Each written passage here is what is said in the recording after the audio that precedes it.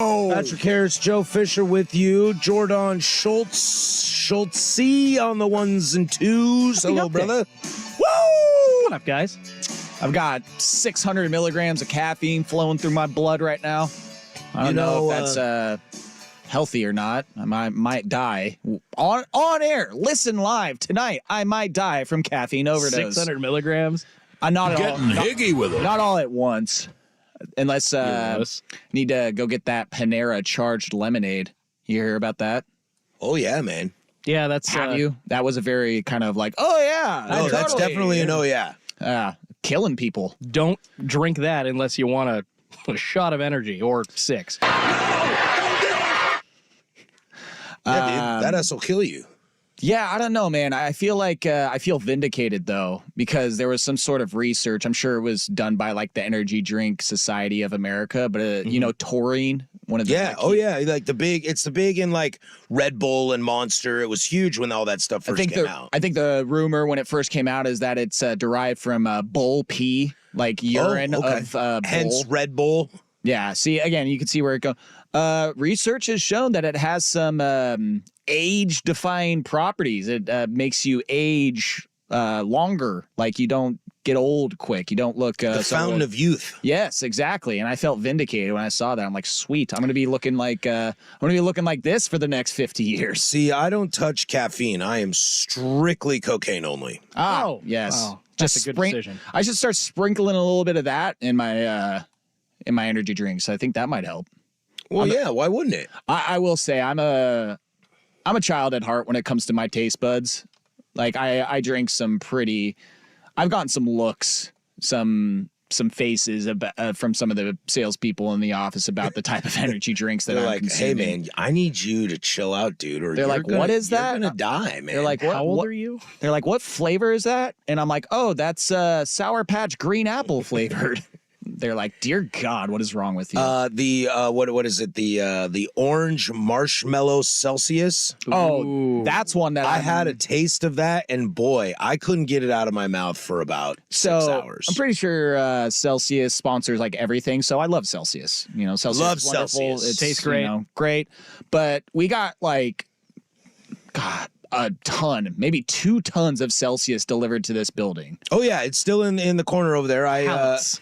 I dabble in it from now and then. Of Celsius. Let's just say I dabble 2 trips back and forth to my car every once in a while. But I took 3 12-packs home because they're like the Oasis Vibes flavor and Summer Vibes flavor.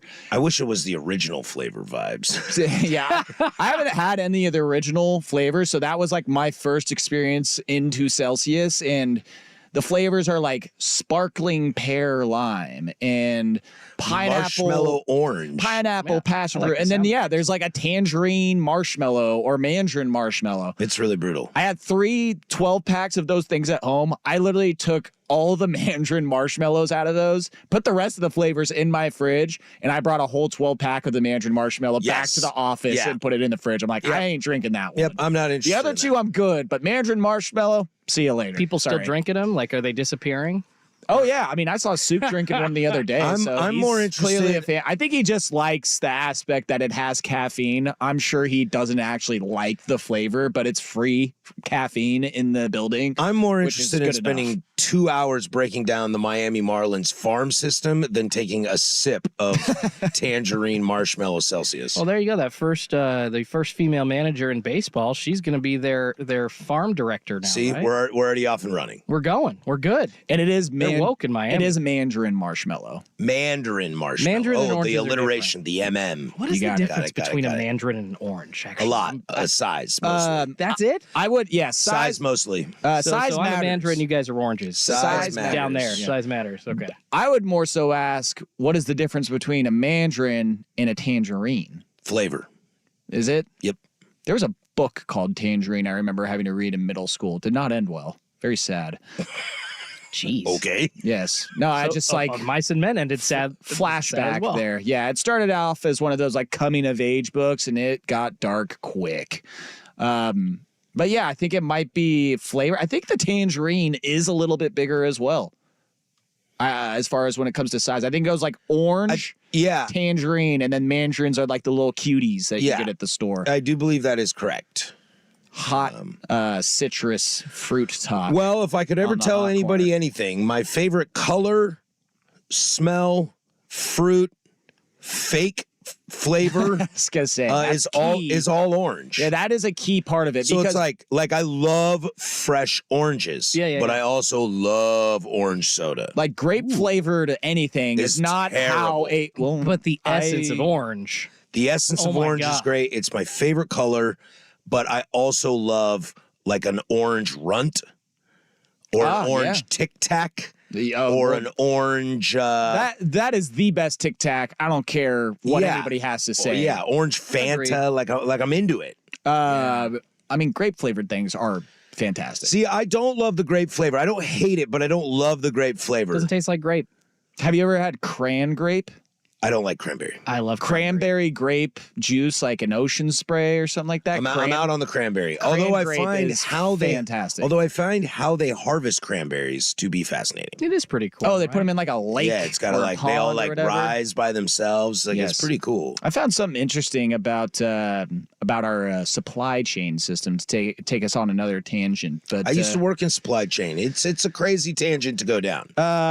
McDonald's, right? Pretty big. MacD's, yeah. Yeah, you know, Danks. a lot of those in the U.S., right? And Yeah. you My know- favorite menu item is the McGangbang, of course. Is that a real thing? Is that a secret menu Yeah, item? you put the Secret McChicken in the McDouble and Do you do the? Is it the McDouble or is it the double cheeseburger? Because I'm not sure. there's a difference in that. And I'm McDonald's bro, but the McDouble only has two patties and one slice of cheese. The double cheeseburger has two two slices of cheese and two patties. There is a Probably major more difference. important to be the double cheeseburger than the McDouble. We called it the PT burger in high school because our friend PT, Paul Thomas, he showed us that the first time. And he played guard on the offensive line. So, of course, he showed us that. But I learned that McDonald's in the United States, they don't have any like new menu items with new ingredients or something like that. Like, for example, they wanted to do something with blueberries at one point in the United States, like a new blueberry pie or something like that, blueberry shake. They then realized that we would literally need all the blueberries. And I mean all of them. Well, they have all these great menu items in other countries because they have like food restrictions. Yeah. Like no, you can't put that on the menu. That kills people. No, But- the only reason and I in never go America to- they're like USA. More like McDonald's. McDonald's. The only reason I'd ever go to like a foreign McDonald's is because I think it's in France. They have like fried cheese puffs at a McDonald's. Yeah, each country has their own weird items. Oh, dude, I went down the rabbit hole of weird international fast food products and things that we've done even in the U.S. over the last 30 years, some abominations. It's quite fascinating. I think they like also were thinking about like, hey, let's try and do like a pineapple mango salad or something like that at McDonald's. Literally, they would need all the pineapples. There wasn't enough pineapples in the world to be able to supply the U.S. McDonald's to do this. And so that's why they don't ever do anything out of the ordinary. It's just Big Macs. Remember the Big and Tasty? Dude, big pineapple, oh my man. God. Big and tasty. Did you know in New England Big in and the tasty is summertime, like a Whopper, isn't it?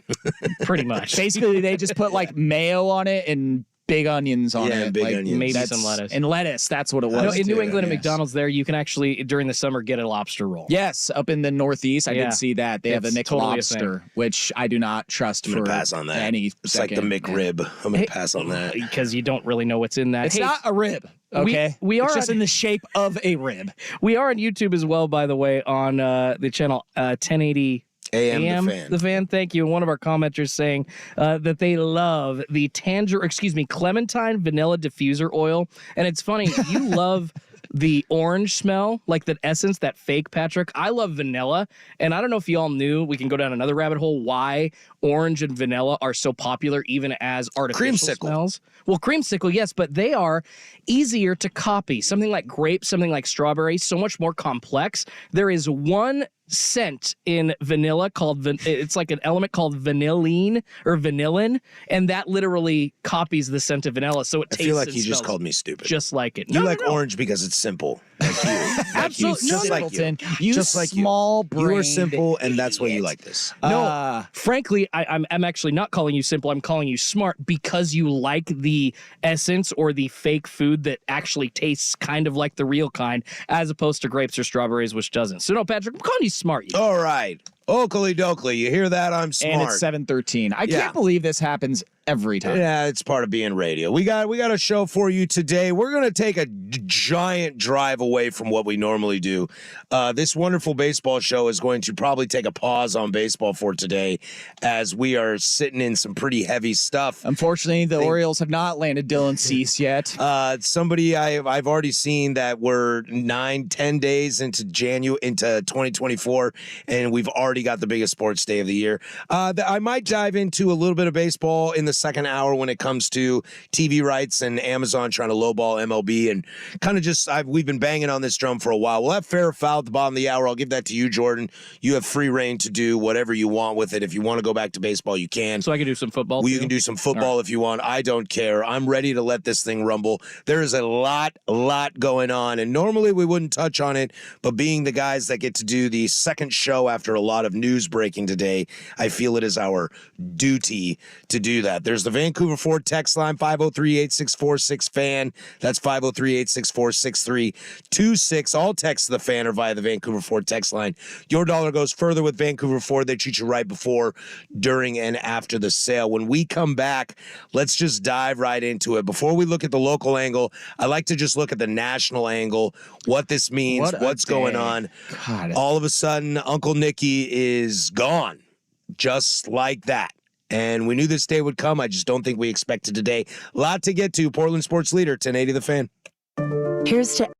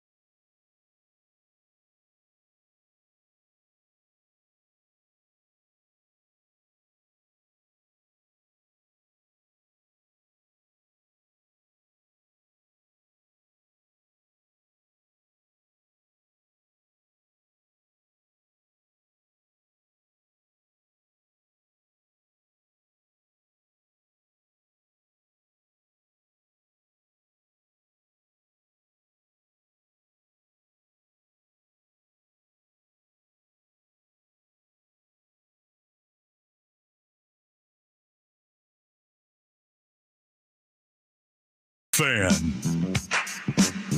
718 Portland Sports Leader here. Don't you forget it. We are live from the shadows of the historic Fremont Bridge. Also on YouTube.com/1080am.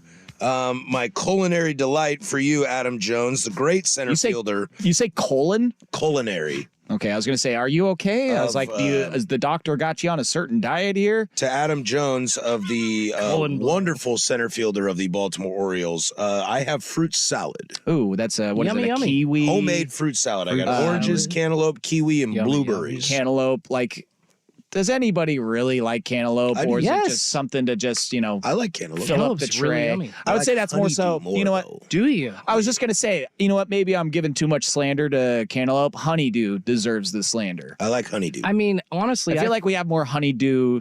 Maybe that's what McDonald's needs to do next. Something with Nobody honeydew. I eating think it. we have plenty of honeydew. Well, see, the whole fruit salad thing, it just starts to take on the I don't want to get too far off, but when you take on the taste of other fruits, I start to push away. Whenever I feed my son salad, he says, "You know what's better than this salad? Fruit salad." And I'm like, "That's not a salad."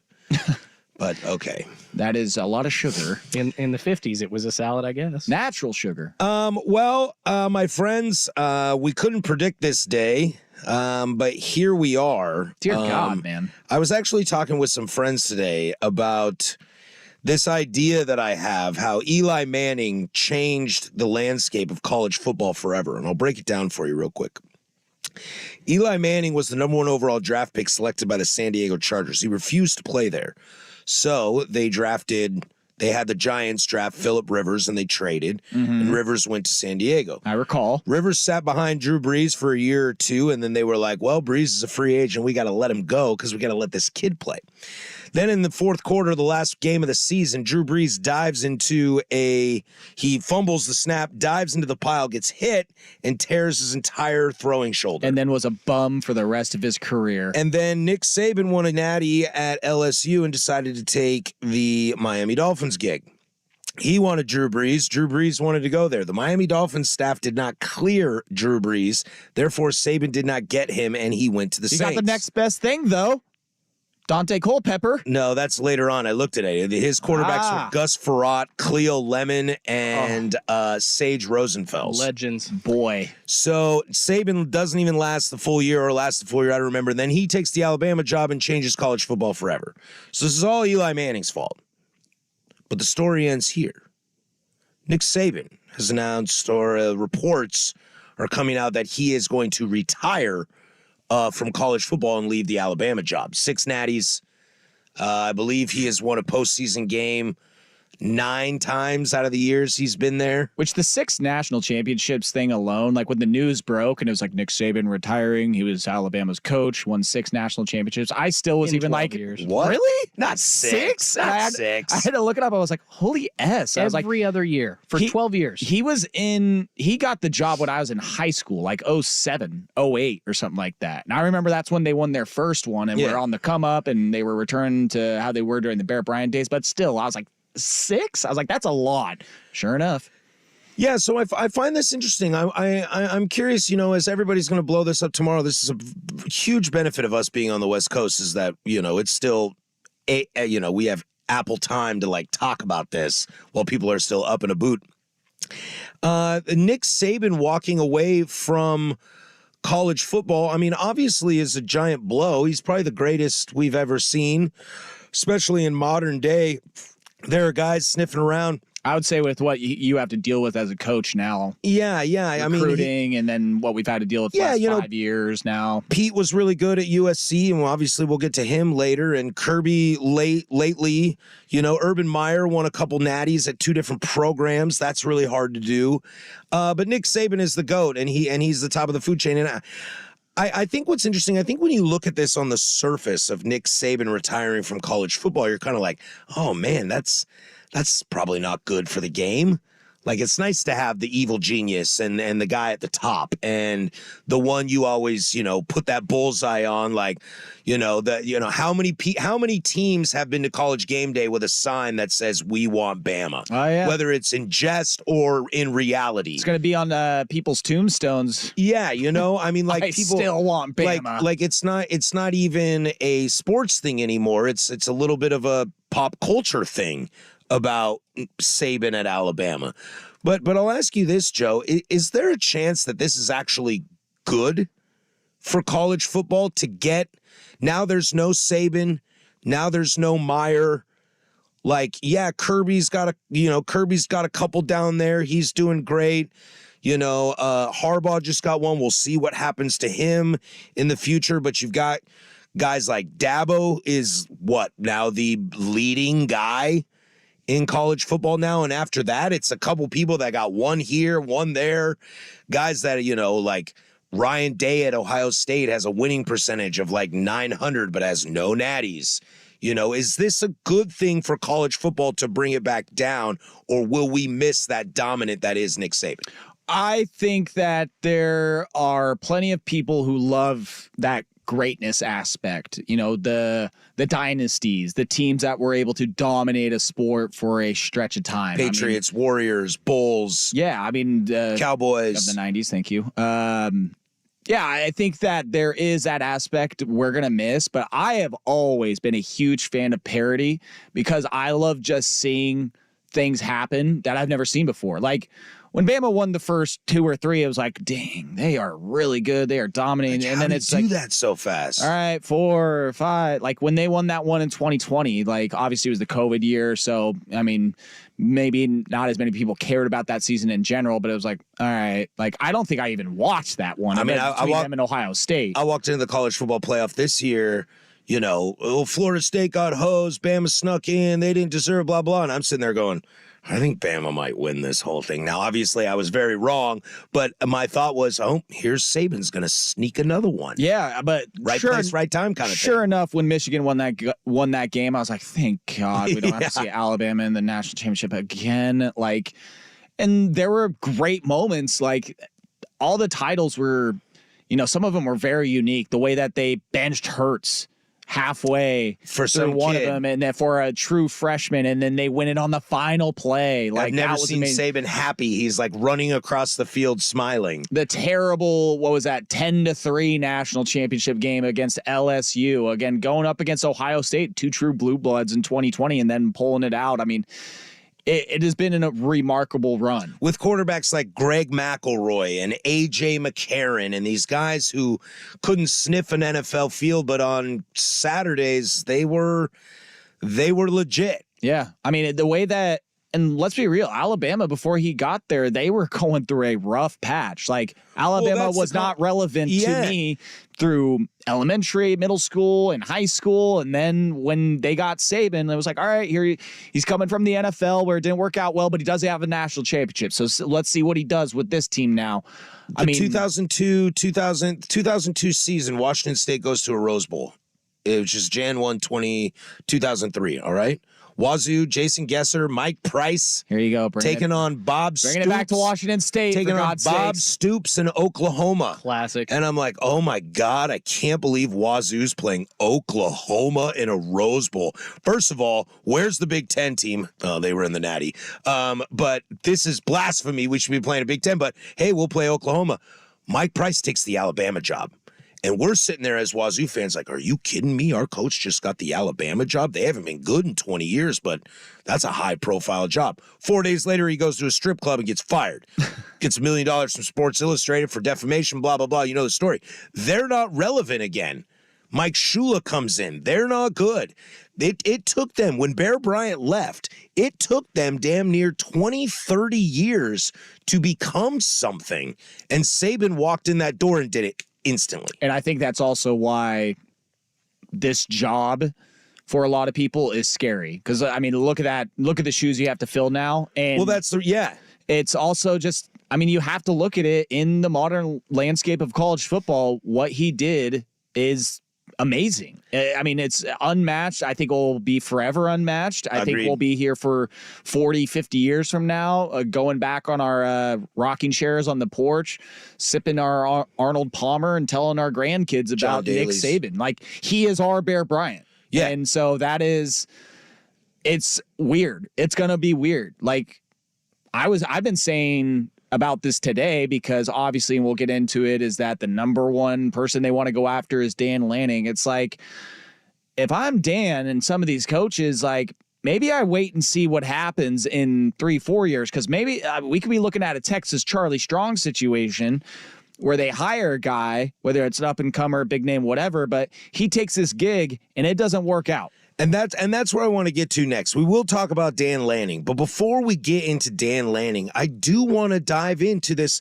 If you look at the hierarchy, it's funny you mentioned Charlie Strong, and I would argue Ryan Day at Ohio State, and whoever, I don't remember who came in for Urban Meyer when he left Florida, like teams that are rolling. The question that I'd like to ask before we get into possible candidates. There is no question that the best program in college football over the last 15 years is Alabama. All right? That's the job. Saban is the guy. That's the program. My question is, and 503-864-6326, the Vancouver Ford text line, how good is this Alabama job right now? And before we even talk about who steps in it, I want to talk about how you step in it. And we'll get to that next. But first, there's my man Schultze with sports. Now, from the Spirit Mountain Casino Sports Desk, a Sports Center update on 1080 The Fan. First on The Fan, huge news out of college football today. Alabama head coach Nick Saban announcing his retirement after 17 seasons with the program, including 6 national championships in a 12-year span. Action Network's Brett McMurphy reporting that Oregon coach Dan Lanning is expected to be the top choice to replace Saban. And more shocking news, this time out of the NFL. Seattle Seahawks owner Jody Allen says the team is deciding to remove head coach Pete Carroll and transition him into an advisory role. After being hired in 2010, the 72-year-old Carroll finishes up his tenure as the winningest coach in team history, along with 10 playoff appearances and 1 Super Bowl win. Some good news for the Cleveland Browns today. Receiver Amari Cooper says he'll be playing in their wildcard matchup with the Texans after dealing with a heel injury for the past 2 weeks. More sports scores and stories in 30 minutes. I'm Schultze from the Spirit Mountain Casino Sports Desk. The playoff, the big game. Watch and wager on all the action at Spirit Mountain Casino. Learn more at spiritmountain.com. Are you a business owner in need of financing? Then you need Swish Funding, the better way to get the funding you need. Our simple application process takes just minutes, with funding as soon as 1 business day. At Swish Funding, we focus on your business cash flow, not your personal credit score. And we're ready to help with funding from $5,000 to $5 million.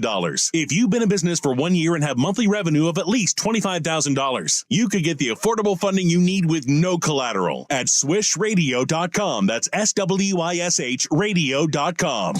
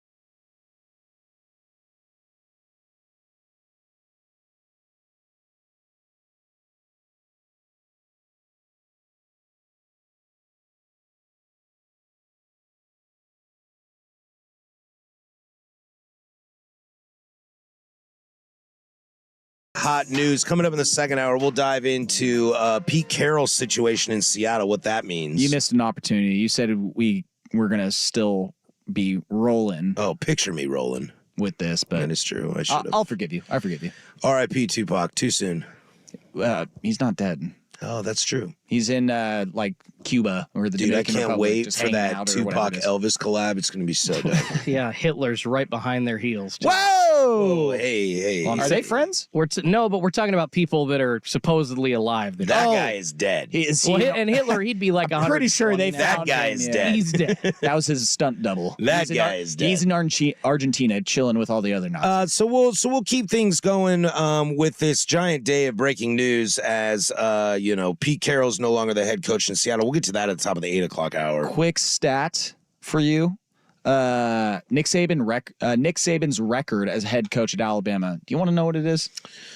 Let's I could see. not Let's believe see. this. Like I knew it was going to be good, but when I saw this, I was like, "What?" How many years?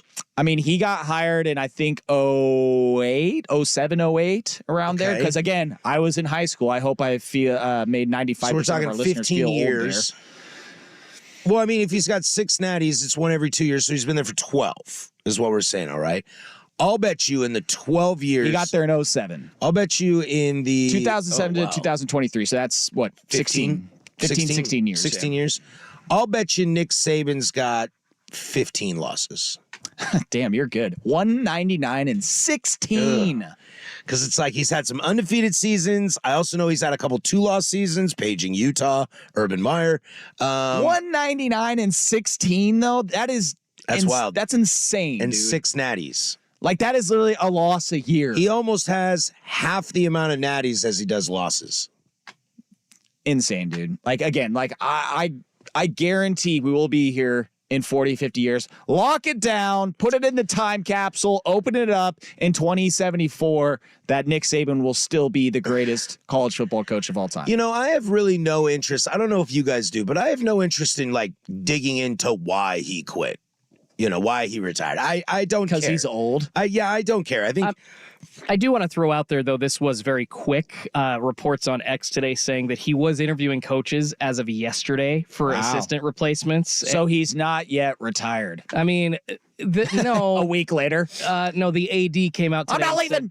said that they are going to solve this in the next 72 hours. But no, as of yesterday, he was still interviewing coaches, and then all of a sudden he's gone. well, yeah, and you know, when you're a guy his age and you've accomplished what he's accomplished, dude, if you're ready, just go. Like, cool. I'll let the talking heads tune into Coward in the morning.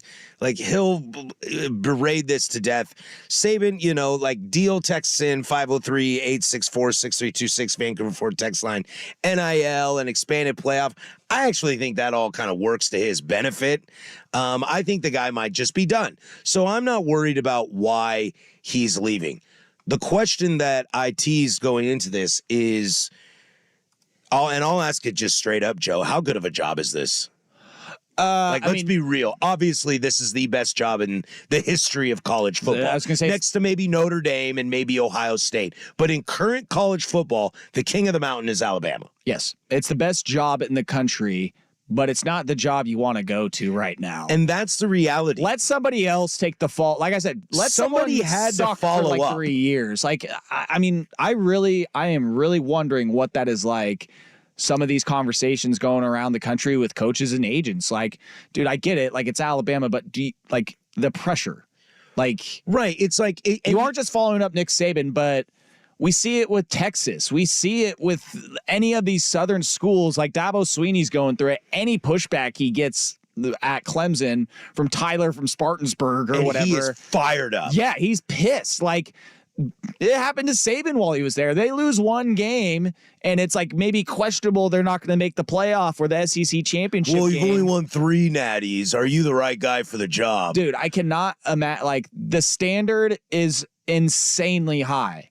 Like, I wouldn't be surprised if there is someone that we're just not thinking of, whether it be an assistant or, you know, this might be Mike Norvell's job because he's like, yeah, I'll take it on. Whereas Well- all these established coaches that have been in the college football realm for a while and have that tenure, they're like, no, I'm going to stay away from that for 3 to 5 years and let somebody fall on the sword and just totally F this up. Yeah, And then I'll come through and then I'll save the program. And to get to it in to use some other references, let's take Mike Shanahan for example. All right, Mike Shanahan wins back-to-back Super Bowls in Denver. All right, John Elway retires, goes out in the sunset. Shanahan's like, well, all right, we got to find a quarterback. We'll take Jake the Snake out of Arizona State. We got to rebuild this bad boy. And never could rebuild it. Gone. Went with Greasy first. Oh, yeah, that's right. That's it's right. Like Brian Greasy wasn't good there either. I forgot. Greasy first. It's okay. He's Greasy. Look at what Belichick's going through right now, all right? The greatest coach in NFL history, Bill Belichick.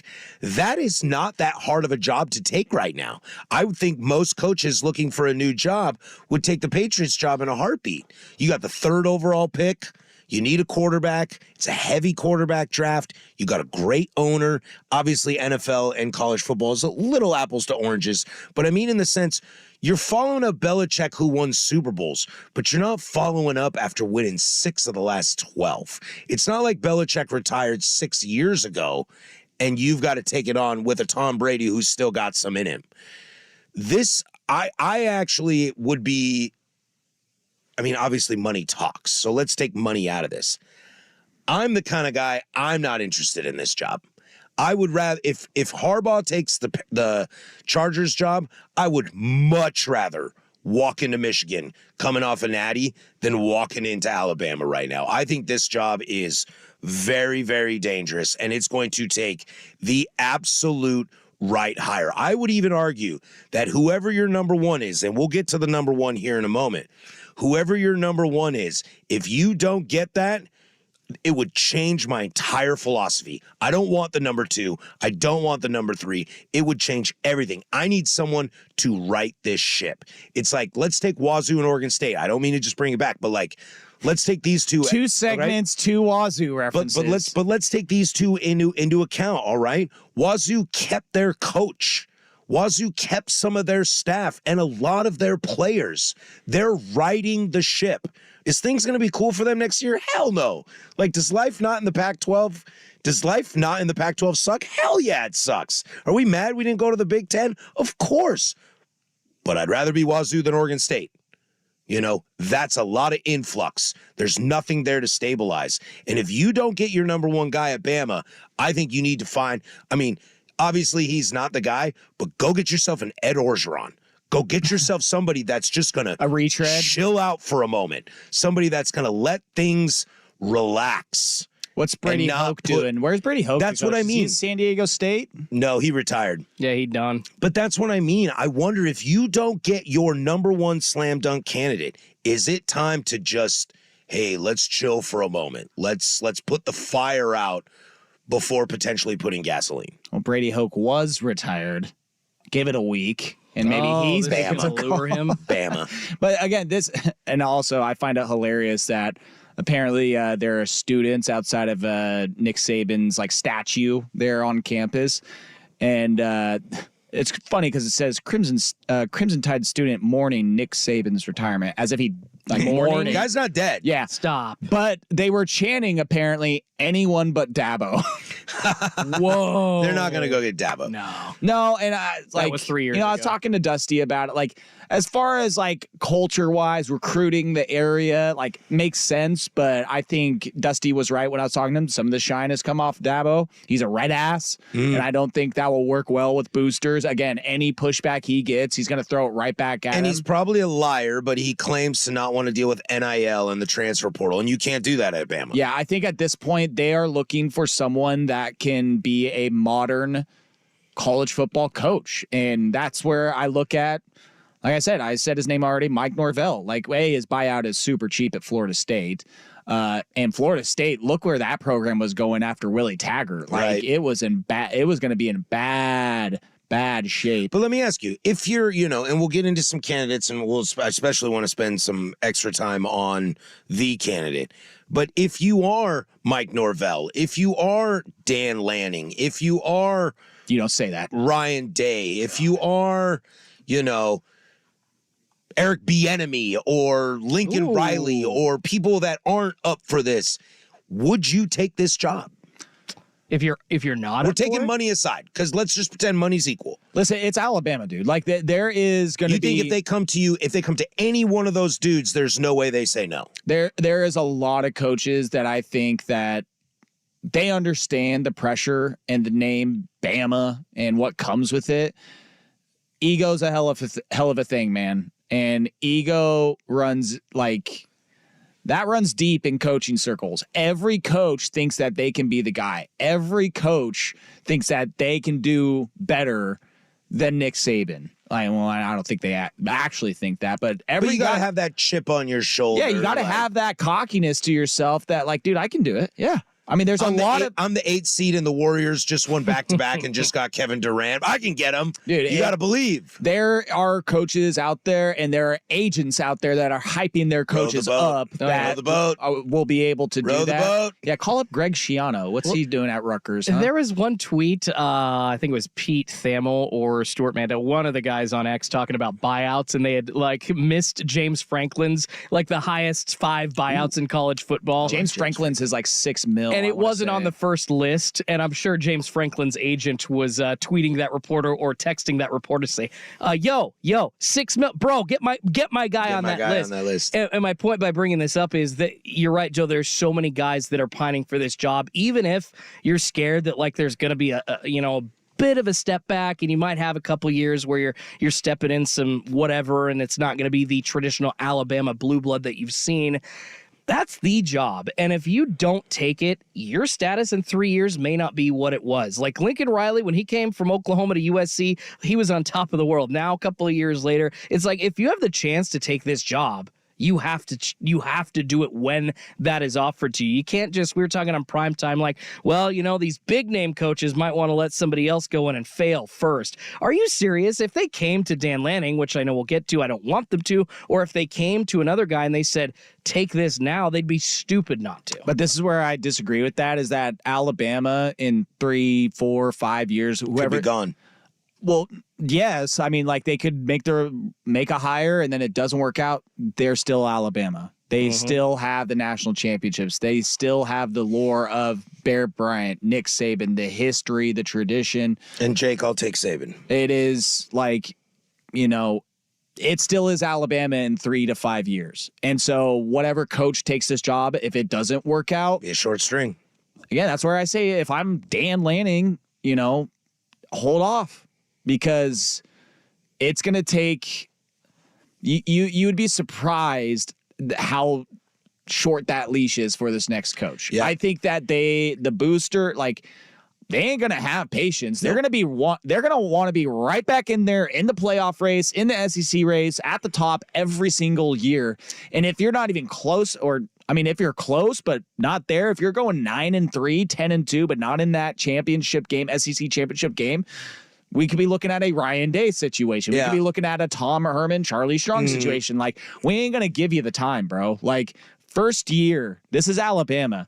You need to be in competition for all of that immediately. And let's get into that. Let's get into who should be the next coach of Alabama. And does the restructure of college football playoff and the advancement of NIL work to your favor of that short leash? There's more slots, more seats at the table. Does that work for you? Let's get into that next. This is the Hot Corner. Portland Sports Leader, 1080 The Fan.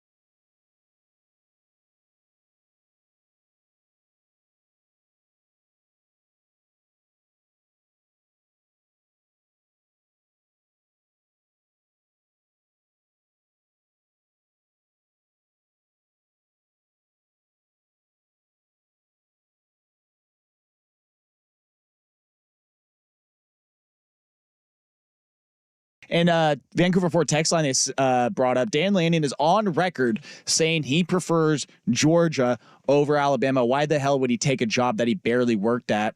It's a good point. Because Kirby Smart ain't going anywhere at Georgia. Yeah, that's unless like he goes to Alabama. Oh, his name has not been mentioned at I all. don't think so. I think that'd be a weird move. Is winning for a him. national championship, 2 national championships at Georgia, cooler than winning 2 national championships at Bama? I think if you're Kirby Smart, you're going, poor guy takes Georgia that job. sucks. They didn't even make the playoffs.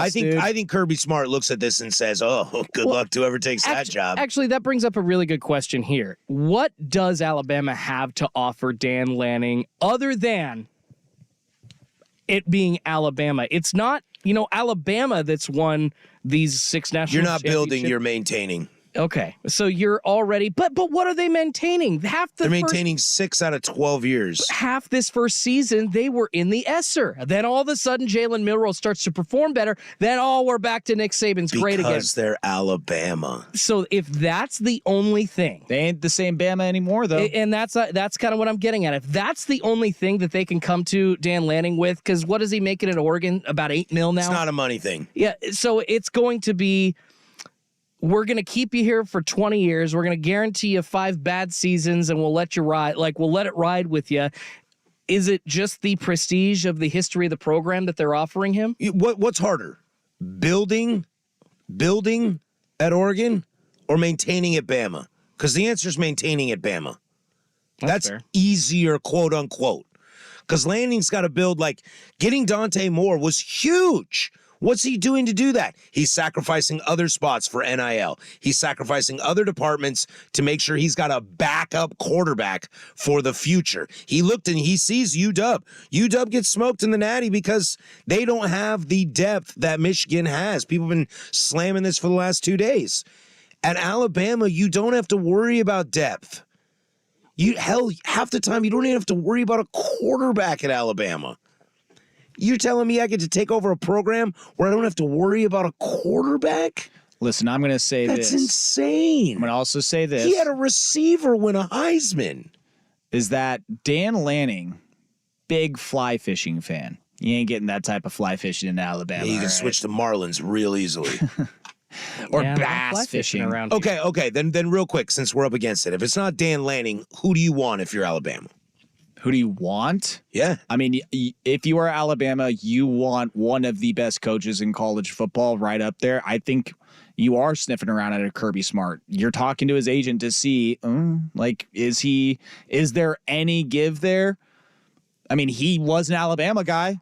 He was there with Saban. I think you are talking to Sark. I think you're staying Talking to Sark? Yeah, I don't think that should be a smart choice, but I'd rather have Kiffin than Sark. I think you're sniffing around the SEC waters. You want to have someone that Are you calling Lincoln Riley? No. No. Are you calling Pete Carroll? No, the game's passed him by. Yeah, he can't recruit. It's like he hasn't been in the college game for years. Plus he'd have to show cause. Honestly, and he was giving money to players before anybody was. So. He's good at it. Yeah, he's real pretty good at it. at leaving bags in apartments. Couple How'd that get Heismans. there? Couple What the Heismans. hell? Just saying. Honestly, I think that you So have if not, to. okay. So Kirby, anybody else? You getting Herb out of retirement? I think that. Listen, the Kirby Smart thing might be a little far fetched because of the success he's had at Georgia, He's got 2 of the last 3. but why not? I mean, this is Alabama, Bama. like you said. This ain't Georgia. Georgia was trying to get to that point. And if you're him, And why not be well, I did my part at Georgia. I gave you guys back to back. And they've won, and Georgia's won 2 of the last 3 national championships. And the second they lost to Alabama in the SEC championship, the story was Alabama. Even before Saban retired. That's the power of that program. Listen, he would be.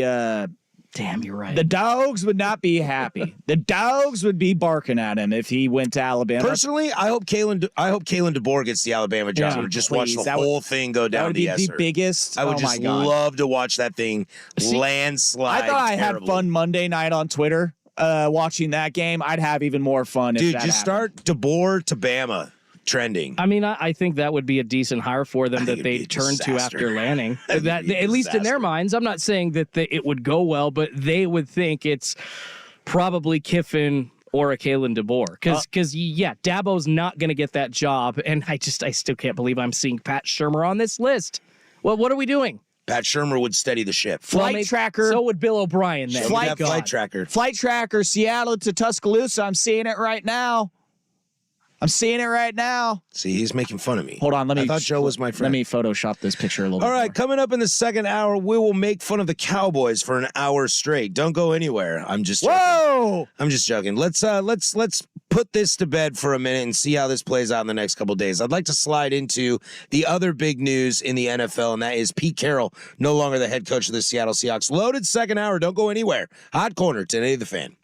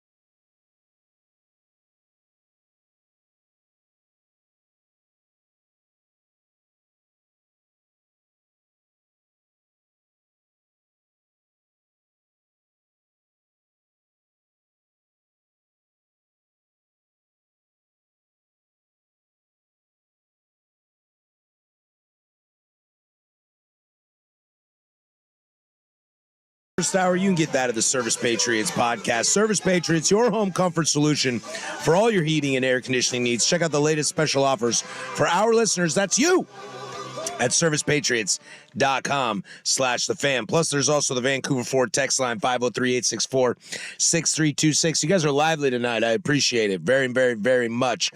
Your dollar goes further at Vancouver Ford. They treat you right before, during, and after the sale. It's a lively Sorry day. about that. It just came up. I was eating something. You got a little bit of a Sasquatch surprise there, did you? Sasquatch surprise burp there. But Vancouver Ford is fantastic. I got me one in the parking lot right now, and they're great.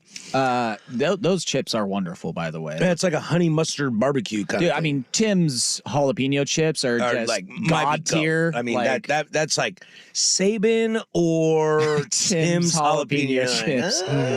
Like those things can get spicy, and I just can't stop. I know you're like, okay, I've eaten 3 handfuls, but like, I need to know. I drank a bag of them yesterday.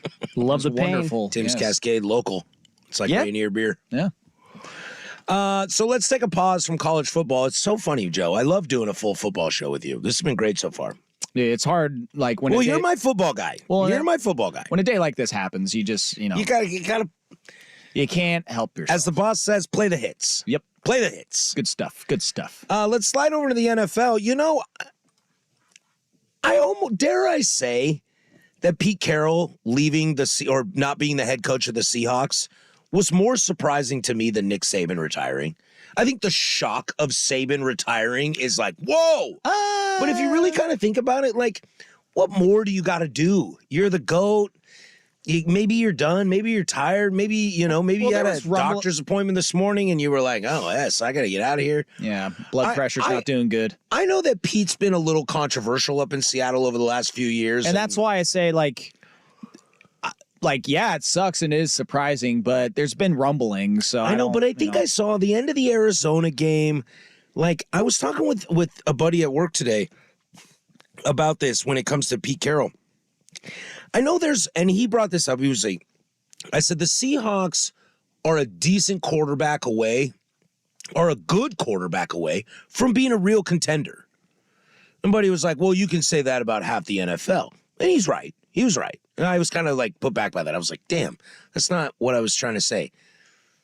Between Geno and Drew Lock, this Seahawks team is pretty solid. All right? I think there's some guys on defense. I love the receiving core. Kenneth Walker is a nice running back in the NFL. Love him.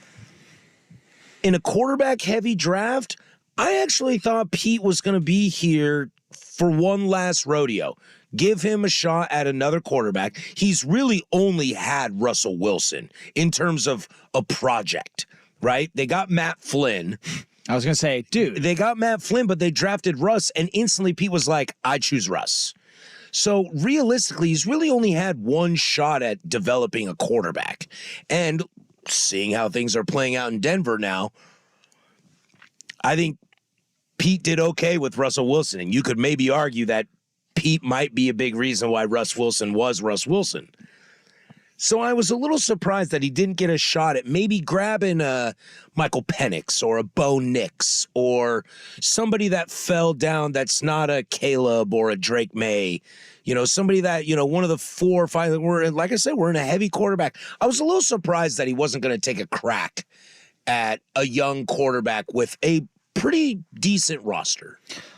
But at Pete's age, do you really want to do that? Like, that's what I'm saying, is like just ride off into the sunset. You had a couple good years with Geno, trying to make it work. And this wasn't a disaster year. It's not like Belichick leaving. It's kind of like, yeah, they were 9-8. They missed the playoffs. But like an hour. But I did hear his press conference today. He does still want to coach. No, I don't know about 72-year-olds elsewhere, but this 72-year-old Coach Carroll, he does still want to coach. It was really hard for him to But he knows step that down. Geno's not it, and Drew Lock's not it, and even Russ at the end wasn't it. So, but like, what are you gonna sit out for a couple of years and wait for that opportunity with the team that has that established quarterback? No, but could you not do what Sean Payton did? At that point, you're what, 74, 75 years old? But could you not do what Sean Payton did? And let's take away from the fact that I think if Peyton could re-choose which team he wanted, he would not choose the Broncos.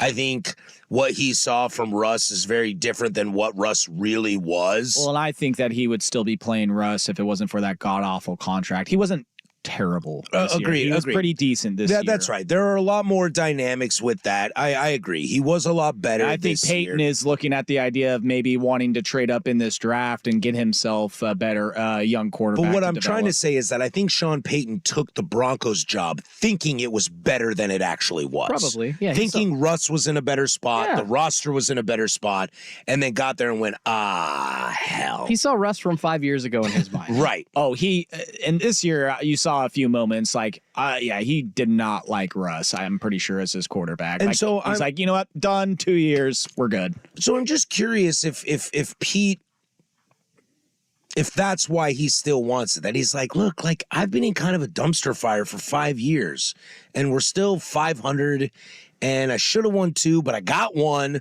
and I don't know. This I can't put my words together. It's funny. Like I'm able to ramble on about Nick Saban, but I'm at loss for words for Pete Carroll. I don't know if this is the nostalgia in me, if this is the me growing up and seeing him as such a staunch staple of college football, and then growing up with my friends who are big Seahawk fans and watching him win Super Bowls and create a culture, and like the 12th man and all this stuff didn't exist when Holmgren was there. It didn't exist when Hasselbeck was the quarterback. It didn't exist when Rick Meyer was the quarterback, when Jim Zorn was the quarterback, and Steve Largent, Cortez Kennedy. Like that stuff didn't exist when my old man was a Seahawks fan. That didn't exist, but Pete created that. I think that maybe it's just recency, location bias. I'm a little put off by this. God, I look at it, man. Time flies by. He's been with the Seahawks since 2010. That's 13 years. A long time. Yeah. And Probably I think probably the longest tenured coach in the Mike Tomlin maybe. Yeah, Tomlin's probably he's one of the longest. Well, but like John Harbaugh's on that list. But we expect Belichick. But John Harbaugh, I think, a little bit longer than him, or right around the same time. I mean, it's Belichick, but we expect that to move on. We'll see. He's still under contract. Do you guys? So Pete's going to take this advisory role for now. Do you guys see him getting another NFL coaching gig? Because I don't. Dude, he's old. Like I don't. I mean, that's what kills me too. Is like, so you're going to take him away from the locker room, but still have him like pull almost like a, obviously way different, like a Brad Stevens thing. Have It sounds like a part of the respect organization. Firing. It sounds like a respect firing. Like you're done as the coach, but we don't want people to know you got fired. Well, it's also more of I think with this offseason, it sounds like they're really in on Dan Quinn. And I don't think the Seahawks are making this move unless they think Dan Quinn's going to come back. I do think It's possible. Every offseason the last 3 years, people have been sniffing around at Dan Quinn. He has been one of the top head coaching candidates, and he's stayed in Seattle 2 different stints. Obviously, 28-3, they brought it up on primetime several times when he was the Atlanta head coach. He's a good head coach, and it sounds... It's an offensive league, though. But it sounds... that doesn't matter. You're not wrong, but they're already set. As far you just named all their weapons, DK Metcalf, I Kenneth do love Walker. their receiving core. What do they need? They don't need anything. They need a quarterback. Exactly. Is Dan Quinn going to cultivate a quarterback? That's not really his job, but what Dan Quinn will do is keep up that defensive prowess that, I know Seattle's offense has been good for the last decade, but their defense has been damn good as well the entire time Carroll's been there. And I do think John Schneider wants to keep that same mentality going in the Seahawks room. I was just going to say that Dan Quinn, this would actually be his 3rd stint with the Seahawks. He was with the Seahawks 09, Schultz was saying that, I'm sorry, buddy. I was You're good. listening to some of it clearly, but I mean, and I agree with some points that he makes. And also like NFL, it's about a leading of men. And that is like being able to control the egos in that locker room. Like we want to talk about Nick Saban. Like that was something he wasn't able to do in Miami. Yeah. And Dan Quinn has been doing it for a while now, and being a defensive head coach, like you kind of have, like you're a red ass, like you're able to keep all those dudes in check. And I think that does go a long way. Like that physicality, that violence. I mean, like look at Antonio Pierce, a defensive guy. Now he's not the Raiders head coach, but he is looking like he is going to be the next Raiders head coach. But in 5-6 weeks, people are pretty jazzed to be around him. I see people fighting on the Seahawks roster for Dan Quinn like the Lions do for Dan Campbell. And it's just to the point now, we want our guy. We've kind of had our eye on this. Like, we think that this is going to be the time to make this. I mean, what are you going to do? Leave him for a couple more seasons? You think Carroll's going to lead the Geno Smith-led Seahawks to a Super Bowl? That's just not going to happen. Is the Seahawks job a good job? Yes. Yeah. I believe so. I think you got, like you said, you got talent to work with. It's just, But I mean, like from an organizational standpoint, because let's not forget, guys, we hate this Blazer job. And it's the same owner in the Seattle Seahawks. now I don't want to go down the whole Blazers. I know. road, And John Schneider is proven, and there's a better track record. No offense to Joe Cronin. I actually like Joe Cronin a lot as the Blazer GM. And Schneider has proven himself as the Seattle GM. And I can't believe I'm going to defend a billionaire, but Jody has kind of shown over the last couple of years that she does give an F. And when it comes to the Seahawks, yeah. Well, the Blazers too. I mean, like, she's done things where, like, we now have an international scouting department. We have a G League team. Yeah, like, I guess what I'm saying is like the negative stuff around Jody when it comes to the Blazers doesn't seem to really surface around the Seahawks. no. And maybe that's NFL versus NBA. I think the Seahawks. You know, I think the Maybe Seattle, that's just dollars.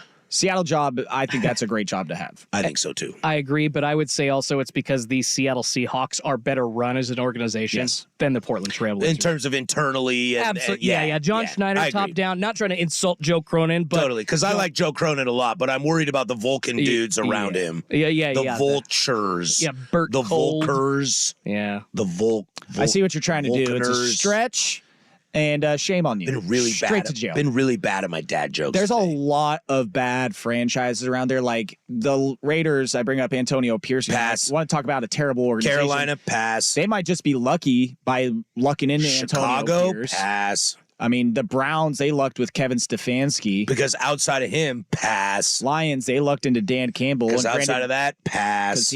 but luckily for them, like, he was a retread coach. Yep. You know, he flamed out with the Dolphins during his little interim tenure. I'm with you. I think the Seahawks job is a good job. I think it's a good job, and not just from a roster standpoint or draft stocks. I think you're right. And George Schultz, I think you put it well. I think Schneider down. I think the place is run well. And having a guy like Carroll there for 13 years, I mean, it's like whenever Tomlin leaves Pittsburgh, someone's going to be very happy to get that job because unlike what Bama's going to look like in 2 years, you know that if you go 8-8 2 years in a row, 8-9, 9-8, excuse me, because of the extra game in Pittsburgh, you're not getting fired. All right, let's. I do want to slide in since we're football heavy. Let's just stick with this. Playoff weekend is this weekend, guys. I'm curious and think about this in the break. And you out there listening, 503-864-6326, the Vancouver Ford text line. What are you most looking forward to this weekend? Because I got a little one, and I haven't listened to enough of national narrative, so I'm not sure what everybody's saying. What is there a game? Is there a player? Is there a matchup? What are you guys most looking forward to this weekend when it comes to the NFL playoffs? Plus, we'll have fair or foul in about 10 minutes. This is the Hot Corner. That's Joe Fisher. I'm Patrick Harris. Schultze on the ones and twos. 10 The Fan. Here's to everyone who was made to shine.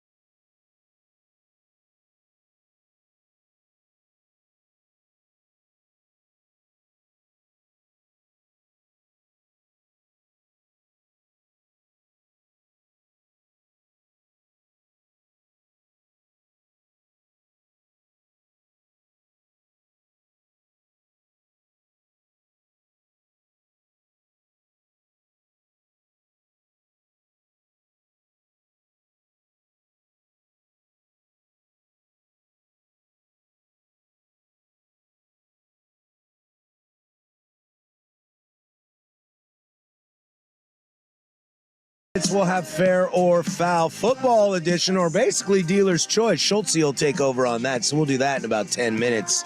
But I did ask you guys a question. Hope you had enough time to think about this on the break.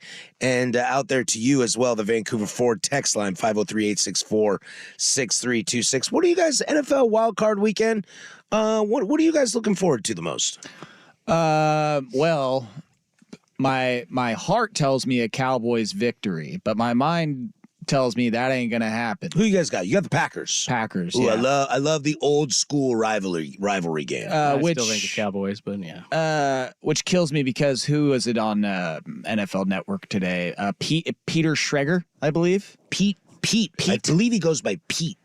Of course, his opinion. What do we always say around like playoff time with young teams? They don't have experience. They haven't Right. been to this moment. Oh, he was saying, I love the Packers. They can play free, play loose. There's nothing that to weird lose. They're a young there's that team. I'm weird like, narrative that oh, of course. I'm like, of course now. Well, it's only because they're playing the Cowboys. There is that weird narrative that all of a sudden Jordan Love is a top 10 quarterback in the NFL. He's played great. I've seen some moments where he's played great, but I've also seen him lose to Tommy Cutlets. But also So look at I don't know what who, to tell you. and also look at who the Packers have played down the stretch of the year this season. And yeah, I would hope he would look great against some of those Yeah, teams. exactly. Bears, but still, Vikings, still lost Panthers. to the Giants on a primetime game. Yep. So Joe, you're looking at your Cowboys. I mean, it's obviously You're feeling the noise outside, so you're hyper focused on your boys. as soon as that game went final against the Commanders, I'm like, sweet, NFC East champions. Oh, S. Pick to lose. I'm like, damn it, that's right. Now we're in the playoffs. Schultze, what are you looking forward to? And not just because they are my favorite team, but I am I don't know his favorite. I don't know you this. don't. Los Angeles Rams. Boom! right. Joe Yeah. Fisher. How I did was you gonna say, do that? I felt like I heard this a week or so ago. Oh, he does produce your other show. I don't think it was even. It was on during- prime time. Yeah, it was Fancy prime time. Joe over Yeah. here. He's got 2 shows. I only got 1. Well, yeah, but 2 versus, I don't know, quantity versus quality, It's right? a lot of stress. You don't want this life, okay? Well, and everybody always wonders why I'm a Rams fan. It's because they were in LA when my dad was a kid, then moved to St. Louis. Now they're back, so it makes sense, but apparently it still doesn't make sense. But I am really excited to see the Jared Goff v. Matt Stafford matchup. I've never thought that Jared Goff should have stayed in LA. I thought that after that crazy Super Bowl, whatever, they scored 3 points. One in of the worst Super Bowls we've seen. of all time. Yeah, 13-3. I will never forget that score. And Jared Goff coming out in the last week saying, "Oh, I've got a chip on my shoulder that I'll never forget since the Rams traded me." Bro, I would trade you if you scored 3 points and threw no touchdowns in a Super Bowl. Sorry, Jared. So it's funny. I do think the Rams are going to put up a good fight. I love Matt Stafford. I don't know about the win, though, just because of those fighting Dan Campbells. But it's going to be probably, in my opinion, the best one of the week. So I didn't know that Schultze was a Rams fan, but the thing I am most looking forward to this weekend is that game as well, for the exact opposite reasons. I think the Lions are in a trajectory so far above the Rams. Now, I would actually sit here and argue with you that Sean McVay, I might vote for him for Coach of the Year. Yep. If it wasn't for Dan Campbell. That's I love this Detroit team. What I love about this Detroit team is I don't think they're great at anything, but I don't think they're bad at anything. And as much as I'm kind of with you, They're Schultze, great at not reporting properly. ouch, bing, ding, zing. How about you just play football? Zing a ding? Do You I know? got something over here? Corey, Wrong one. you threw Doesn't matter. While I'm with Schultze in the I don't love the I've had a chip on my shoulder ever since I was here. Of course you have a chip on your shoulder, dude. They left you for dead. and you sucked. They traded you for somebody that was better than you and won a Super Bowl because you were crappy. So I don't blame him, but I'm also with you. I don't buy into that narrative BS, that NFL storyline, Stephen A. Smith garbage they want to shove down my throat. However, I am interested in Jared Goff. I'm interested to see how he plays because I think he is on the precipice of being a top 10 quarterback in the NFL. Do I think he's going to be top 5? Hell no. Is this a conversation? Is Joe Flacco elite? No, that's not what I mean. But I think Goff has when he left LA and got to Detroit, that's a really really S situation to be a part of. You're in a Super Bowl and your team just bailed on you. Didn't bail on the system, didn't bail on the guys around you. They bailed on you. And I'm curious if he holds that together and plays well. Because this Rams team is not very good, and McVay has coached his ass off. But I'm just curious to see, does he fold under pressure? Does he make the throw? Do they get out to a big lead? Do they get behind early? Are they behind late? This, I think, will be the testament of Jared Goff's career. I really do. I don't think he's ever going to win a Super Bowl. I don't think he's ever going to be considered a Hall of Famer. I don't think he's ever going to be a guy that people are like, my favorite quarterback in the NFL is Jared Goff. This could be his career. And I'm gonna sign up every second of the day to watch someone's career on the line. Now I will give a tip of the cap to Jared Goff because Peyton against the Bears in that Super Bowl. Your career's on the line, bud. When this trade was made, it was basically a foregone conclusion that there goes Jared Goff and his career. Give it Adios. 2 years and he'll be a backup. See you later. Didn't happen. And I hated him. I watched him at Cal, and I was like, this guy's number 1 overall? You are out of your mind. Yeah, I watched this guy. He is garbage. I think he's proved a lot of people wrong, and I would say that when it comes to stories and narratives, this is the most intriguing matchup. This was the trade a couple of years ago. The Rams made this move to win a Super Bowl to get Stafford, and they did it. Yeah. And then did. A lot of people make that move and don't win it. And the Lions did this for whatever reason, and it's worked out for them too. Obviously, draft capital, you get that. But you have built a great team. And by the way, how's Penei Sewell look? Number 1 graded offensive lineman according to Pro Football Focus. Remember when he was a rookie? I know. And everybody was worried about. Well, locally, it's like Penei went to the Lions. But it was. I remember his preseason. Everybody was like, "Oh God, see, that's why you should have taken a wide receiver." And now he is one of, if not the best. He literally PFF had him as the number 1 graded offensive lineman this year. So the Lions. Believe it or not, they did some things right these last few years to put themselves in this position. Dan Campbell has obviously helped immensely with that locker room culture. Hell, they were 1-6 last year, 1-7 before they turned it around and started to have that upward trajectory, finished the season with the win against Green Bay. So the fact that they're here, nobody would have thought this was going to be the case. And now you have these guys, it's all come full circle. And the Rams, they've given themselves this false hope now. Yeah. You're set up to fail. A lot of people thought that they were going to be 5 wins, 6 wins, kind of middling, a young team, going for a draft pick. Starting the year, it was Stafford isn't connecting with his young teammates. Oh, I remember his wife had to come out and defend that whole thing because phones were keeping people from talking to Matt Stafford. Well, it looks like he connected pretty well with Puka Nacua this year. So this is the most intriguing matchup. I think you're right. Cowboys, Packers, 2 classic franchises. Mike McCarthy going up against his former team that he coached to a Super Bowl. Right. Also, a little side note on this, though, that isn't being talked about it. The Cowboys defensive backs coach, you know who that is? John Gruden. No. Bill Walsh. I'm very glad that. George Seifert. Al Harris. No way. Al Harris. My cuz? Yeah. Your cousin. We want yes. the ball and we're going to score Al Harris? That was picked I was going to say that was Hasselbeck. He picked he picked Hasselbeck. But yeah, Al Harris. This is my cousin. That's not being talked about, but that big black dude with dreads, that's my cousin. Hell yeah. I'm sure that they are talking about that in the Cowboys locker room. Let's do this for Big Mike, but Al Harris has probably got a little fire in his belly and wants his guys to perform. Deron Bland, Donovan Wilson, Jordan Lewis, rather. I think he wants to show out as well. I'm really intrigued with those 2 games. On the AFC side, it is some clunkers, right? Steelers, Bills, but the one that will be intriguing is Browns, Texans. Well, of course. The Stroud boys. Can the Stroud boys insurrect their way through the Browns defense? You gotta be careful with that word, insurrect. Different words these days.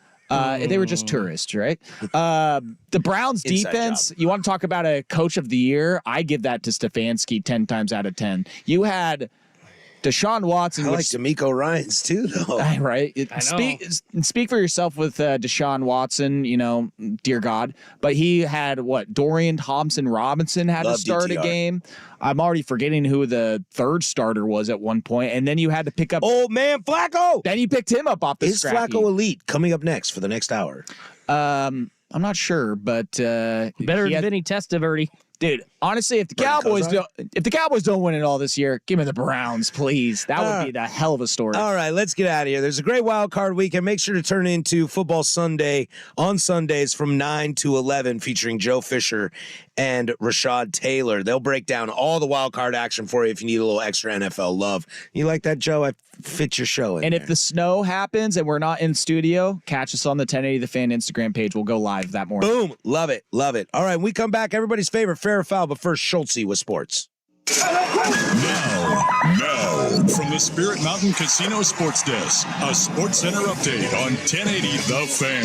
First on The Fan, a bombshell dropping in college football today. Alabama head coach Nick Saban announcing his retirement after 17 seasons with the program, including 6 national championships in a 12-year span. Action Network's Brett McMurphy reporting that Oregon coach Dan Lanning is expected to be the top choice to replace Saban. More shocking news out of the NFL. Seattle Seahawks owner Jody Allen announcing the team deciding to remove head coach Pete Carroll and transition him into an advisory role. After being hired in 2010, the 72-year-old's finishing up his tenure as the winningest coach in team history, along with 10 playoff appearances and 1 Super Bowl win. Elsewhere around the NFL, the Bears decided to keep head coach Matt Eberflus, but firing offensive coordinator Luke Geske after going 7-10 this year. And good news for the Browns, receiver Amari Cooper going to be playing in their wildcard matchup with the Texans this weekend after missing the last 2 weeks with a heel injury. More sports scores and stories in 30 minutes. I'm Schultze from the Spirit Mountain Casino Sports Desk. The playoffs, the big game. Watch and wager on all the action at Spirit Mountain Casino. Learn more at spiritmountain.com. Attention taxpayers. If you or your business owe the IRS back taxes or have years of unfiled tax returns, the IRS has green-lighted billions of dollars in tax relief to those facing financial hardship through its tax relief initiatives. If you have a delinquent tax problem and possibly facing wage garnishment,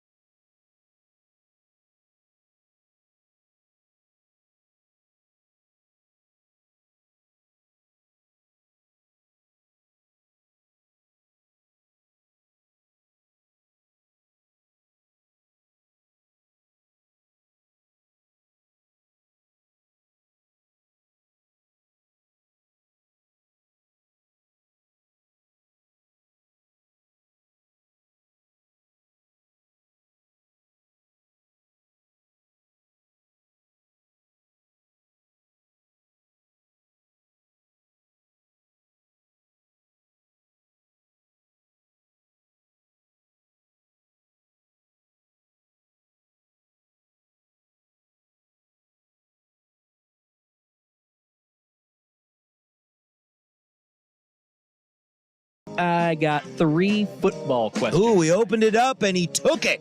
He took the bait. It would just be so weird to go, hey, little Shohei Ohtani, oh, my crappy Seattle Mariner. And I almost swore there. I know. I do feel bad. Next week, I do want to talk about this Robbie Ray trade. Yeah. I do want to. We might talk football next week and stuff, but at some point, I do want to get into Robbie Ray and what this means collective we and whatever. Lots of angles to get to, lots of ways to examine it. We got to talk all of it. All right, though, football this week. It's what's going on, and it's what's going on this weekend. Yeah! So, USA. Nick's, McDonald's. I think I'm Dutch Brothers. I'm stopping at McDonald's and Dutch Bros on the way home. You guys are making me hungry. The double stop. No, Double just dip. McDonald's. All right. So, of course, if you've been living under a rock all day, you have not heard that Nick Saban has stepped down. I heard the Retiring. boys in the morning didn't talk about Nick Saban retiring. What a bunch of losers. I think that the time. Never mind. It broke at like 2:20. Oh, yeah? Well, they should know better. They should foresee the future. Danny and Dusty didn't lead with this? What a bunch of idiots. Danny, you're dying thinking right now. you're thinking they should have the inside connections. Yes. Alabama knew. like, a Do week your ago. job. Shut up and dribble. Work the phones, Dirt. There's only so many hours in the day, guys. All right, so Nick Saban done at Alabama. They are looking for his replacement. Their athletic director has said that they hope, and he told his players this according to a tweet, saying that he hopes to have this wrapped up in the next 72 hours. So we're probably going to know very soon who Nick Saban's replacement will be at Alabama. But I ask you guys, fair or foul, Nick Saban's replacement will lead the Crimson Tide to a natty in 5 seasons or less. 5 years. Members, expanded CFP? I don't know. I mean, it's tough because we don't know who they're going to hire, but I see where you're going. I'm going to say foul. I'm going to say that trying to replicate the culture, the mentality of an Alabama program is damn near impossible in those first 5 years. Foul. I'm going to say fair because I think they get Dan Lanning tomorrow. And that's it. I know we can't, that's cheating the fair or foul game, but if they don't get Dan Lanning, my answer is very wishy-washy. I don't know the answer, but I do think Alabama's going to get Dan Lanning tomorrow, and if they do, I think he wins a natty in 5 years, within the span of 5 years. Oh, man. I like that answer. Shut up. Hate hearing stuff about Dan Lanning leaving. I'm sensy about that. I got some issues. Dude, me too. God. All right. You breaking stuff over there, bud? Yeah, I like when USA, and my screen went black. Oh, there we go. Hey, there we go. Hey, We're back. Just needs another smack. We're good to go. Yeah, literally banged the table a couple more times. It's like a TV My from wife 87. said. Hot. Sorry, bad Rodney Dangerfield. I ain't get no respect. Well, actually, this has to do respect. Perfect. It's the exact. What am I saying? I'm so tired. I've been on the air for 5 hours at this point. The exact. Don't blame me, bud. Move along. Whatever. Anyways, Oregon has kind of been considered to be a nice program. Not necessarily one of the destination jobs, though, for head coaches in college football. Not really getting that respect from national pundits. However, Dan Lanning, I would say in the last 2 years, changed that with the level of recruiting, with the defensive prowess he brought to the team. I love what he's done for the last 2 years. Absolutely. So definitely shifting the narrative a little bit, but gosh, we're at least in danger of losing another head coach. So I ask this question, guys. Fair or foul, Oregon will never be considered a destination job by the national media. Fair or foul? I'll go first on this. I think the answer is foul. I think with NIL and the expanded and going to the Big Ten And the swoosh. and the swoosh, like this is, I think this is big because what's interesting to me, and I love Dan Lanning. I think he's great, and I'm going to say this, and everybody says I mean this in no disrespect. Hey, no disrespect, and it always usually comes across as disrespect. I think it was no respect, but I know, Joe. Shut up. Can't get no respect. But I think there's a lot. I think Dan Lanning is very, very good at his job. But I also think there's guys like Dante Moore who become the backup and stabilize your quarterback program in your quarterback room. Dante Moore's at Oregon because he wants to go to Oregon. I don't think he's at Oregon because Dan Lanning's there. well, Dan Lanning. Dylan Gabriel is at Oregon because he wants to be at Oregon. Dan Lanning. It's the other guys that Lanning got in. I don't know if Bo Nix is there because of Dan Lanning specifically. I think Bo Nix might be there because Oregon's a solid program and Lanning gave him a good pitch. You know, like Gardner Minshew at Wazoo. Here we go again. Gardner Minshew is about to be an assistant. 3 segments. Is about to be an assistant at Alabama for Nick Saban. But Mike Leach calls him and says, do you want to come to Wazoo? He's not going because it's Mike Leach. He's going because he's going to start. That's the surface. And I think that's what the brand of Oregon has. And Oregon will have that brand, but you got to be damn good to fill in everything else. And that's why I'm kind of sad to see Dan Lanning go to Alabama, which I do believe will happen. Because I'm very curious of if Dan Lanning stays at Oregon, I'm very curious. I think Oregon wins a natty in 2 years. Not next year, the year after, with Dante Moore at quarterback.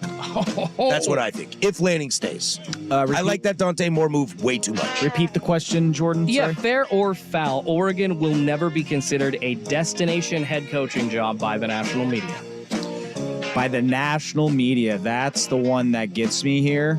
Because, I mean, there is the East Coast bias. I do tend to agree with Patrick, and well, for all the reasons he said, but I'm going to say fair that until the Ducks get back to the playoff, get to a national championship game, and or win it, please God, that's when that narrative will change. Is that because the last great program on the West Coast, it was USC. SC, and it's been 20 years. They won national championships. We came damn near close on the West Coast. Obviously, Oregon going to the game twice. Washington going to the game and getting absolutely waxed. And I think without Lanning, if they don't have Lanning next year, I still think Oregon has a great shot to make the playoff. Better than UW. I think better than Michigan. Better than Ohio State. I think Oregon has a real shot to win the Big Ten next year with or without Dan Lanning. I think that roster is that good. They have a shot, but whoever can transfer if Dan Lanning does take the Alabama job, like Dylan can't because he came to Oregon. I don't think Dante Moore's out, but there are several skill players that would follow him right to Tuscaloosa. All right, guys, number 3, this is my last fair or foul, and once again, football related. The Green Bay Packers playing in the playoffs this weekend. That's right. You were just talking last segment about how they're going to... But they lost Aaron Rodgers. How's that possible? Taking on Joe's suck-ass Cowboys. Exactly. Well, that's kind of the subject of my question here, Joe. It's because of Jordan freaking Love. Jordan Love, he's awesome, guys. He's thrown for, I believe, over 4,100 passing yards, 32 touchdowns this season. People are saying he is now a great top 10 quarterback in the NFL. I don't know about that. I love that there's 20 guys in the NFL that are top 10 quarterbacks. I know, it just doesn't make sense. But it's like every week this list is different. But a lot of people, regardless of where you put them, are still high on Jordan Love. So you guys think fair or foul? After leading the Packers to the playoffs at a 9-8 record this year, Jordan Love will lead the Packers to a Super Bowl at least once in his career. Fair or foul? To a Super Bowl? There's the Packers we're talking about, baby. Boy, I am not a gambling man, but let me tell you what. I would bet a lot of money on the Cowboys to win this weekend. Okay. There have been moments where I like Jordan Love. There have been a lot of moments where I don't like Jordan Love. I can say the same for like 75 quarterbacks I've seen in my life, and about 5 of them have made Super Bowls. I don't know if Jordan Love is the guy. And I think Jordan Love gets a really bad shtick because he's not Rodgers or Favre. Like, that's tough. If he was just the dude in Detroit, if he's just the dude in Tampa, things might be different. There are things I like about Jordan Love, but I just watched him stand up there at the podium the other day. Now I'm fat, so it's not muscles, but my arms are bigger than his, okay? And he's wearing a beanie that looks like Eli Manning with a safety helmet on. I like Jordan Love. A Super Bowl? The way the Packers organization is run, free agents, draft, how all that stuff works internally, you got to be real special to take the Packers to the Super Bowl. And the only real special guys are Brett Favre, Aaron Rodgers, and Bart Starr. And I'm not willing to put Jordan Love. It's not fair to compare him to those greats. But I got money on Trevor Lawrence over him. I got money on Justin Herbert over him. Hell, I got money on C.J. Stroud over him. I think Jordan Love is a nicer version of Baker Mayfield. Can win you a lot of games. I don't know if you're going to the Super Bowl. I'll say foul. I think there is... By the way, bet the Cowboys hard in this game. I already hate you saying that. I hate anybody taking the Cowboys in this game. It just gives me false hope. I say foul. I think that there's currently too many quarterbacks better than him in the NFL, and we're going to keep seeing quarterbacks enter the league. Year after year. I mean, hell, we're about to get like 5 to 7, maybe in the first round. Jordan Love's got 3 years left on him. Yeah, If he doesn't do something in 3 years, they'll move on. It's been a great year. Been a very strong finish for him. I mean, he's definitely going to be the quarterback of that team for a while. But as you can see, there's a lot of parity in the NFL. It's hard to win one Super Bowl. It's hard to even get to one. Yeah, and as long as there's a guy named Patrick Mahomes, Joe Burrow, Josh Dan Marino Allen, went to a Super Bowl in his second season and never win again. There's a lot of good quarterbacks in this league, and yeah, I mean the cycle's going to continue. I don't see it happening right at this moment. Guys, as of the last hour, this sucks. KVAL News in Eugene. This is a news anchor. Brandon Cameraman, I just listened to the audio, said on their news program, this is KVAL 13 out of Eugene. I am not making this up. Previously worked in Alabama and says that he has sources that confirm Lanning is in Tuscaloosa. This was an hour ago, and this is literally, I just watched the clip from KVAL 13 Eugene. All right, that is Fair or Foul. We do it every single Wednesday at the bottom of the 8 o'clock hour. When we come back, we'll wrap this bad boy up. Do you believe in charter flights? Anything is possible. 1080 The Fan. Hey, it's Souk. Vulcan Design and Construction helped me turn my backyard into a true outdoor living space. Now the area I used a few times a year is my favorite place to hang out year-round. To check out their award-winning designs for yourself or to book your free consultation, go to Vulcan.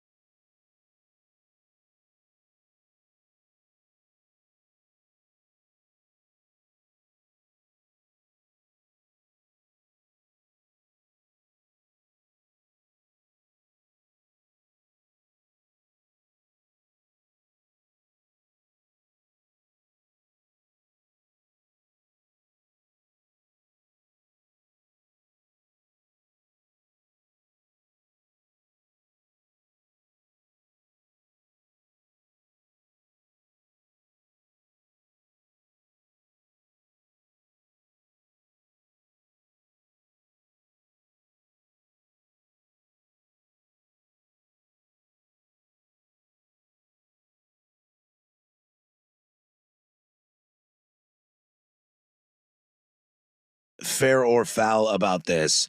Will Oregon ever be considered a high-profile job? And not a stepping stone? I think if I'm being honest, I think there's a lot of bad luck in this, okay? I think Chip leaving to the NFL was a bad choice by him and just bad luck on Oregon, but you eventually lose coaches, all right? If he wins a natty, who knows? Things might be different. Mark Helfrich was not the right hire, okay? And he kind of stagnated, and then he was gone. But he kind of kept the Chip thing alive. Willie Taggart was a snake. A giant snake in the grass. And I don't blame Oregon for getting bit by Willie Taggart. Mario Cristobal, also a snake. I thought that was a really great hire for them, kind of an under-the-radar hire. Less of a snake than Willie. But the way he exited was also a snake like Willie. It was rough. Dan Lanning was a home run hire for them. And I think Dan Lanning is at Oregon for the next 3 to 5 years. If the Bama job doesn't open. I don't think Oregon's a bad job. I think in this instance, it is just, as I'll say when I was in middle school, man, this is a hell of bad luck. So apparently some dude named Marco that went to Middle Tennessee State is the one that tweeted out about Lanning delayed. Middle Tennessee State? Dude, Yeah. my best friend is his dad, Danny. Danny Stewart, shout out to you. He went to Middle Tennessee State. Yeah, I F with Middle Tennessee State. I was pick 'em in my bowl pick 'em. They waxed Miami last year in that regular season Miami, game. Ohio. No, just Miami, Florida? Miami. Nice. Yeah, last year. I remember that. Go Middle Tennessee. It wasn't even close. Middle Tennessee ran that game. So he was the one throwing out that delayed team meetings tomorrow by 2 hours. And I'm just going to throw this out here that Trayshawn Holden, who is going back to the Oregon Ducks as a wide receiver, retweeted that and said, y'all believe anything, with 4 laughing emojis. Listen, we have just seen over the last week a flock of ducks returning to Oregon. Jordan Birch said he's coming back. Tez Johnson, Trayshawn Holden, Jeffrey Bassa. A lot of guys are coming back to this team. If this has been under wraps and being talked about over the last week, 10 days, Alabama, Nick Saban leaving and Lanning going to take the coach, are these guys coming back? No, what I'm saying, Joe, is when you're talking about we all think Alabama's on first base and they're actually rounding third. I don't think Lanning has been in talks with Alabama at all. I think the second this story broke, Alabama had already known he was going to leave and already knew their candidate was Dan Lanning. So once the story broke and Dan Lanning gets a little buzz on his phone that Saban's retiring, then Alabama pounces. It says, yo, you're our guy. Fly out here now. Honestly, I say I'm just holding out hope. This could just be my subconscious bias. I'm saying look at Norvell. Look how that season ended at Florida State. He lost that locker room. He lost that team. And trying to rebuild off of what just happened there, he could recruit. He could bring in transfers, something that Saban didn't really have to do, and be that new modern-day coach. I think Norvell is a great choice.